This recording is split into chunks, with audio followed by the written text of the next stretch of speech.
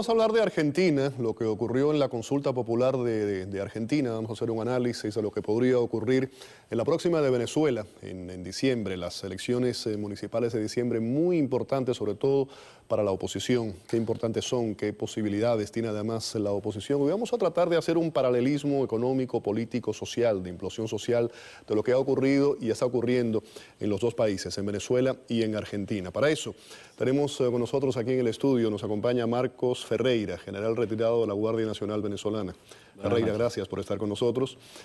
Y le damos las buenas noches, la bienvenida a Carolina Perín, periodista argentina. Ella nos acompaña vía Skype desde Buenos Aires, Argentina. ¿Qué tal? Bienvenida al programa. Muchas gracias, buenas noches a todos. Encantado. General, comienzo con usted. Elecciones municipales de diciembre en Venezuela, lo hemos hablado aquí en el programa en varias ocasiones, pero de nuevo quisiera recalcar la importancia que tienen y qué posibilidades tiene la oposición. Bueno, como todas las elecciones en Venezuela, todas terminan convirtiéndose en una especie de consulta, de plebiscito sobre qué es lo que quieren los venezolanos.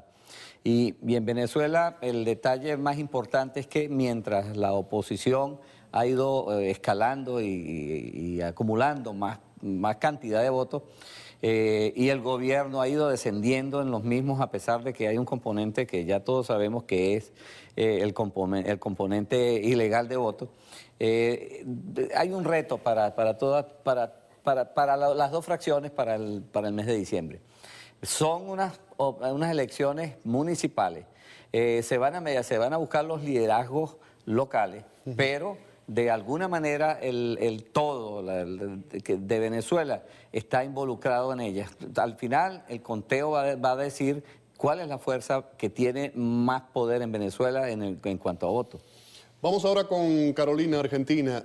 ¿Podemos hacer un paralelismo entre lo que ocurrió en Argentina y Venezuela? Hay, por ejemplo, una serie de factores comunes, ¿no? Estamos hablando de una implosión social, económica, política.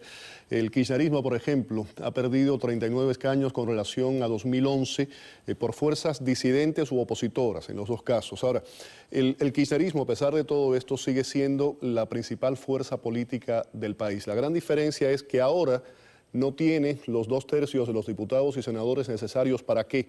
Para reformar la Constitución y abrir la puerta legal para la reelección de Fernández. En este caso se deduce que necesitarían un nuevo candidato. Absolutamente, es exactamente como vos lo explicitás, Félix. Yo le sumaría dos elementos más que me parece que son interesantes de observación. Nosotros acabamos de pasar las elecciones legislativas el día domingo. En este fenómeno de resultados, si bien es cierto que se ha consolidado una preeminencia del kirchnerismo dentro de lo que es la tarea legislativa, no debe olvidarse que el 67% de la población en condiciones de votar se opuso a este modelo del relato. Y aquí sí me parece que hay un parangón entre las dos sociedades, la de Venezuela y la de Argentina, que han consolidado de alguna manera estos modelos totalitarios de gobierno en base a relatos que tienen que ver con la inmediatez, con el aquí y con el ahora, y no con los planes necesarios para desarrollar un país con vistas a futuro.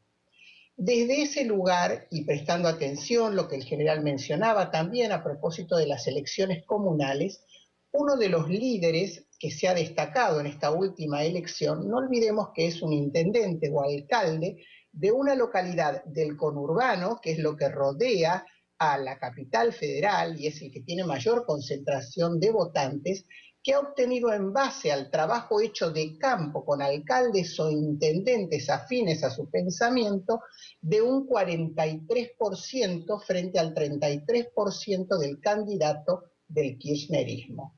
Digo esto como fenómeno a prestar atención como resultante de regímenes totalitarios que se han extendido en los últimos años en el poder en países como Venezuela, como Argentina y como otros países de la región. Carolina, ahora quiero hablar del tema de la Corte Suprema que ha declarado constitucional la ley de medios audiovisuales, pero antes vamos a hablar con el general en Venezuela. Continúa la cruzada contra los medios, estamos hablando del cierre de RCTV. el cambio editorial de Globovisión, el cierre de unas 32 emisoras de radio. El oficialismo ha anunciado, y me llama la atención además en la forma que lo están poniendo, que va a gastar una millonada para analizar y seguir a los medios, y lo hace así públicamente. Al gobierno se le están viendo los colores. Ha, por ejemplo, reconocido públicamente espionaje a la oposición, lo ha dicho, Cabello ha dicho públicamente. Sabemos con quién andan, sabemos con quiénes se reúnen, sabemos qué están haciendo. Eso es espionaje, ¿no? Sí, lo que pasa es que ya en Venezuela se perdieron los estándares de un gobierno, lo que debería ser un gobierno normal en cualquier otro país. En Venezuela ya no tiene cabida. Es que eso viene precisamente de la calidad de los líderes que tiene Venezuela. Y ya no son todos líderes impuestos, no son unos líderes que llegaron a ese punto desde el cual hacen y deshacen con la economía y absolutamente con todo lo que es una gestión de gobierno. Bueno, llegaron allá y no tienen ni la más mínima idea de qué es lo que están haciendo ciertamente. Eso de admitir el espionaje, pues me parece una extraordinaria brutalidad de los miembros del gobierno. Sin lugar a dudas. Carolina, regreso con el tema de la Corte Suprema. Estamos hablando, seguimos el paralelismo, la comparación entre Argentina y Venezuela. La Corte Suprema ha declarado constitucional la ley de medios audiovisuales. Esta ley obliga específicamente a Clarín a desprenderse de varios medios por la llamada ley antimonopolio. Eso viene andando desde hace tiempo. Ahora, para la democracia, para la libertad de prensa, ¿qué significa esto? Es un día muy triste, Félix, muy pero muy triste. Y te explico por qué, y lo hago brevemente para que tu audiencia tal vez lo comprenda. El sistema de medios en la Argentina tiene lo que se llama un sistema abierto, que es un sistema gratuito de canales de televisión y de radio que llegan a toda la gente en general, y un sistema de cables. Lo que el multimedio Clarín había tenido, pero no porque se apropió de ellos, sino porque hubo una ley que convalidó eso, era una serie de medios a lo largo y a lo ancho de todo el país. Pero esa serie de medios, sean canales de televisión o radio, se convirtió prácticamente en la única voz en donde aquellos que no adhieren al relato kirchnerista pueden expresarse. Y te explico por qué. Porque era el único multimedio con entidad que no era dependiente económicamente de la pauta estatal. ¿Esto qué significa?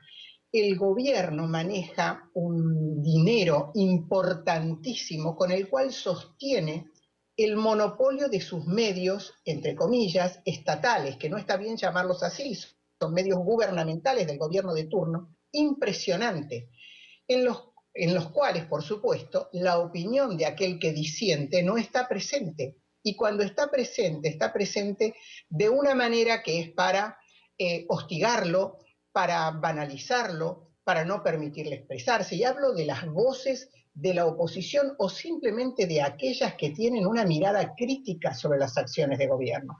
Entonces, lo que garantizaba Clarín a través de Canal 13, TN, sus señales de cable, Canal 12 de Córdoba y los distintos lugares del país donde estaba, es que había una posibilidad de que esas voces disidentes, críticas, en mayor o menor medida, tuvieran un canal de expresión que hoy se ve seriamente amenazada.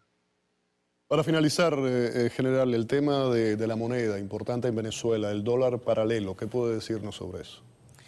El dólar paralelo está alimentado por el mismo gobierno. Son los funcionarios del gobierno los que manejan ese dólar. Inclusive ya ha quedado establecido que los tesoreros de la nación se han visto los anteriores, inclusive el último duró prácticamente 5 meses. Eso ha pasado por debajo de la mesa. Los tesoreros de la nación también trabajan con el dólar paralelo, hacen operaciones gigantescas de dinero que devuelven dólares a Venezuela, y esos mismos dólares son inyectados al mercado negro. El mercado negro lo trata el gobierno como un enemigo que estuviera ahí presente, enfrente, que quiere combatir, pero realmente es el mismo gobierno que lo está alimentando. Muy interesante, muchísimas gracias, muy interesante la conversación. Gracias a Carolina Perín, periodista argentina, nos acompañaba desde Buenos Aires, un placer escucharla. Y Marcos Ferreira, general retirado de la Guardia Nacional de Venezuela, que ha estado con nosotros aquí en el estudio. Muchísimas gracias. Gracias a ti. Vamos a la pausa. Al regreso, Sweetwater se ha convertido en puente constante de escándalos por corrupción, por diversos motivos. Y más adelante, cuerpos calcinados en Jayalía aluden a un posible ajuste de cuentas vinculado al tráfico de drogas. Ahora los dejo con imágenes de la boda del sultán Qasem, un turco de 2,5 metros, considerado el hombre más alto del mundo. Ahí está.